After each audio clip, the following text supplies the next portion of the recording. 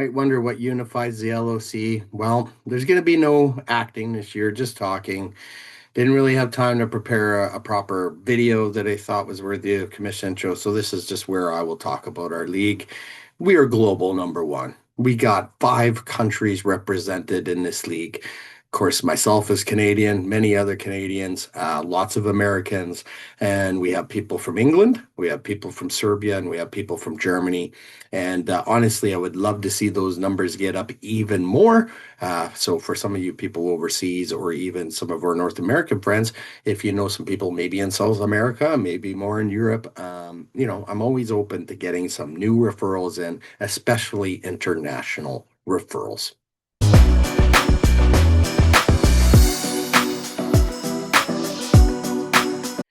Next, well, what keeps us unified? Well, how about the weekly recaps, everybody?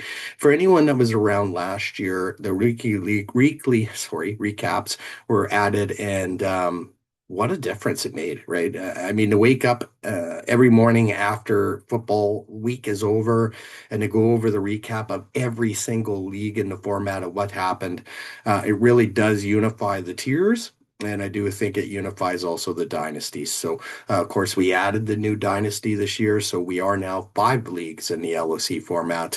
And this year, once again, those weekly recaps will be featured, adding the new dynasty as well.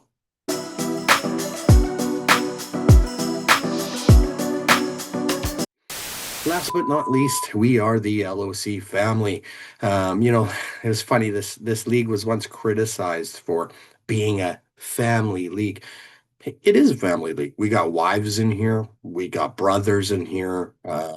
We might even have some sisters in here. Well, we got a sister-in-law.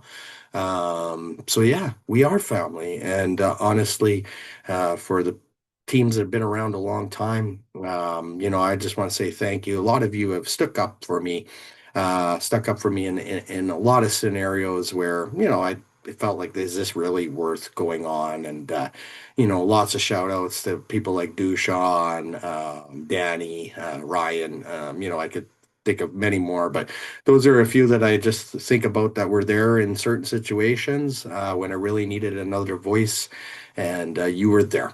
So I just want to say thank you to this LOC family for sticking by my side. And really, it's you that makes this the best fantasy league out there.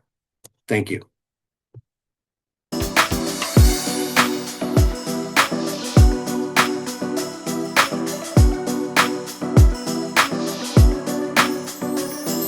few moments later. Hey everyone, guess who's back?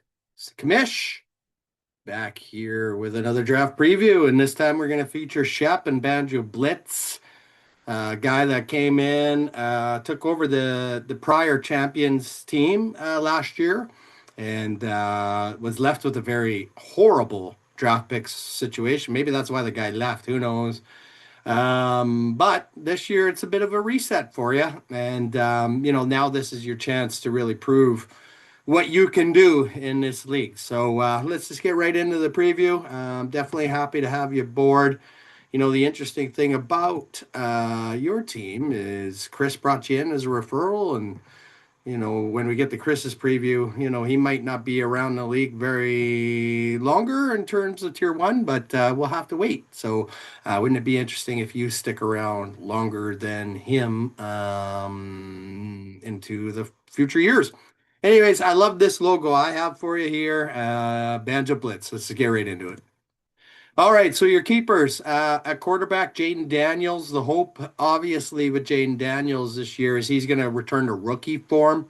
Guy was electric as a rookie, and he's done all that without the greatest of receivers. Let's be honest. And I know Washington's tried to improve. They drafted Antonio Williams. We'll have to see if he's the type of receiver that can complement Terry McLaurin. I know they had Zach Ertz before at tight end, so he's no longer there. So it'll be interesting. Even the running back room, from what I'm hearing, Rashad White is going to be the RB1. So there's just not a lot of talent around Jaden Daniels. And that's the thing that scares me about him, right? And the other part of it, too, is, the injury last year looked pretty gruesome. And I'll be honest, the offseason report so far, you can take this as a good thing or a bad thing, but he definitely is not bulked up by any means, which might give him the elusive ability to get away, but it also scares me because let's say he's trying to scramble and kaboom, a linebacker takes him out. So, but I think Jane Daniels is not going to return to rookie form. I think he does better than last year, hopefully for you. But I think he just needs more talented pieces around him, and that's going to be up to Washington's management staff to try to do things better. But again, do I disagree with the keeper? Not at all. And we'll get into some of your other options. Kyron Williams, I'm a huge fan of. I got to watch him live at Notre Dame as their running back, and it was clear he was the best player on the field for Notre Dame. And let's face it, the Rams are stacked, right? So even if he does take a back seat and gives a few more snaps to Blake Corum, I see that offense putting up a lot of touchdowns, which will translate to success for Kyron Williams, even if Blake Corum gets a few more snaps this year. And I think it's a good thing by the team to probably preserve Kyron Williams. That's the reason why you have guys like Blake Corum to be a good complement to a guy like Kyron Williams. So I do like that running back as your keeper. And then look at the wide receivers, right? So this is the positive for you now. AJ Brown goes to New England. So that puts you in a position now where Devontae Smith was a keeper before, but now he's a WR1 in Philly, which obviously should increase his fantasy production unless Jalen Hurts shits the bed. The other WR1 is CD Lamb. I read a report that Dak might throw for over 5,000 this year, and it could be possible with that offense, right? You got CD and Pickens. Like, are you kidding? Like, there's not really that good of a wide receiver tandem around the league. Like, those are two WR1s, in my opinion. And Dak's gonna have a heyday, right? And for you got to hope he does. And CD hopefully will put up huge numbers for you. The wild card here, the offseason reports have been not great for Malik Neighbors. It seems like that knee injury is lingering. And you have to wonder if that's going to continue to be a problem. Like, it's interesting that New York brought in Odell, Juju.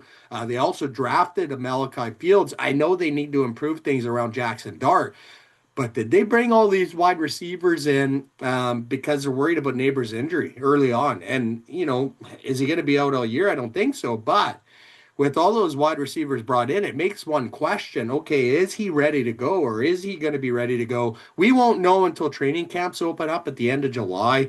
But that has to be something that you have to monitor. I mean, obviously, you're still going to keep Neighbors. I mean, the guy is young and he's going to be a great keeper long term. But for this year, it could be a bit of a problem for you. And then at IDP, you're going with Fred Warner, one of the best linebackers out there. The only concern I would have with Fred Warner is similar to Malik Neighbors, right? He's had some injuries of late, and we have to wonder if he can stay healthy a full year moving forward. And that'll be something that you obviously also have to pay attention to or make adjustments if that's the case. Looking at whether or not you had any other players you could keep, I'm just looking at your team right now, and I'm going to be perfectly honest with you. There's no one else. Maybe Brian Branch at DB as an IDP keeper, but there is absolutely no one else you could keep. So you're definitely going with the right keepers here, in my opinion, for your team. And again, that's because of your draft pick scenario last year. You just couldn't draft those other players that could potentially be a keeper or draft that rookie that could potentially be a future keeper for you, right? All right, the recap from last year. So again, your first year in the league, it's not like you did horrible. 6-8's a decent record for a guy coming in with no picks. You finished 10th, which puts you in a great position for the draft, which we'll get into. And like I mentioned, the previous team did leave you a draft dumpster fire last year, and it did put you in a tough spot. It was a survival year for you, and now you can really show how good you are coming up from tier two as one of the better teams. And that division you're in too as well. I think there's wins to be had against certain teams if they don't make adjustments. Chris and No More being one of them, right? So I do think that you do have the ability to have a better year, but again, things like Neighbors is something to monitor. All right, so there it is. You finished 10th. So what does that mean for you? You're drafting second overall, right? So there's a lot of good players available, which we'll get into. But, usually when a team's drafting that high, they look at drafting maybe a rookie that could be a keeper down the road. Now, there's no real decent running backs after Jeremiah Love, though, right? Unless you actually think Jadarian Price is going to be the answer in Seattle. If my folks in Dynasty 2 know how I feel about that, Halani's been getting most of the offseason snaps. So whether or not that's just a smokescreen or whatever the case may be, I think, for you, it's either picking one of the best rookie tight end, wide receivers available, or you go with an established wide receiver that can make you a winner this year. And if you think your team's good enough to be that winner, you do it, right? I also like the fact I like picking early or late in a draft. So you can see with your round 2 and 3, those picks are only 3 picks apart, and really gives you the ability, and I've said this in previous videos, to do the double up strategy. So maybe you can pick 2 wide receivers, 2 tight ends, 2 running backs, 2 linebackers, whatever it will be, all along. And it just helps you fill those positional groups quickly. And when you see the talent still on the board, it just makes it that much easier for you, right? So, anyways, you're gonna run your team the way you want to run it, and I'm not perfect by any means, obviously, right? So, rounds 11 to 20. So it's clear to hear that you really didn't make any trades, right? So again, it was a survival year for you. You went 6-8. You did great in a consolation. And these are the types of drafts that make it really easy to prepare for. And it also gives you that chance to just really just compete, right? Because you're not losing any of those early picks. And I'm sure it's going to be a great feeling for you this year as opposed to the year prior. And as you can see, heading into round 21 to 29, that is exactly the same thing there. You got all your original picks. I will say this, I can't remember how you made it up from tier 2. Maybe you bought, but I will say this, in tier 1, tier 2 even, if you don't buy to win, you're not going to win, right? Because there's going to be buyers. And then same thing, if you know you're going to be sucking this year, you sell assets to try to get more picks to be a winner next year, right? So that's how the LOC tiered system works generally. That's why trading is heavily encouraged in this format. And, even in the Dynasty leagues, we've seen a number of trades in Dynasty 1, which you are also a part of, and you're a competitive owner there as well. So it's really good to have you in the league, Shep. You've been a great addition. All right. So your first pick, I think you're going to go best available, right? And who is that going to be? Likely a wide receiver. Okay. So the thing is, you got 3 great wide receivers, but I don't to go like Monin guy or Pollard that early. I'm not going to say it's a horrible pick, but with Terry McLaurin on the board, a WR1 in Washington, DJ Moore, a WR1 in Buffalo, Mike Evans, a WR1 in San Francisco, and Christian Watson, a WR1 in Green Bay, still available. I think it would be a huge mistake, even though Pollard's considered an RB1. There's still Tajay Spears there, who's always looks good in the offseason, right? And apparently he's having another great offseason. But then you could also go Carnell Tate, right? The offseason reports on Carnell Tate have been solid. I know Wandale Robinson is there, but if Carnell Tate can establish a connection with the young quarterback Cam Ward, maybe Tennessee with the new stadium coming could be a winner, and Carnell Tate could be a part of that. So you got a lot to think about there. I think if you want to compete and be the best winner you can be, you go McLaurin. If you're thinking about the future and a future keeper, you go Carnell Tate. Maybe there's a keeper you don't like currently on the roster, and you switch things up. And I can't wait. I think the draft does start at pick 2 this year. Obviously, Jeremiah Love's going at 1 for Bishop Sycamore. He'd be a fool not to.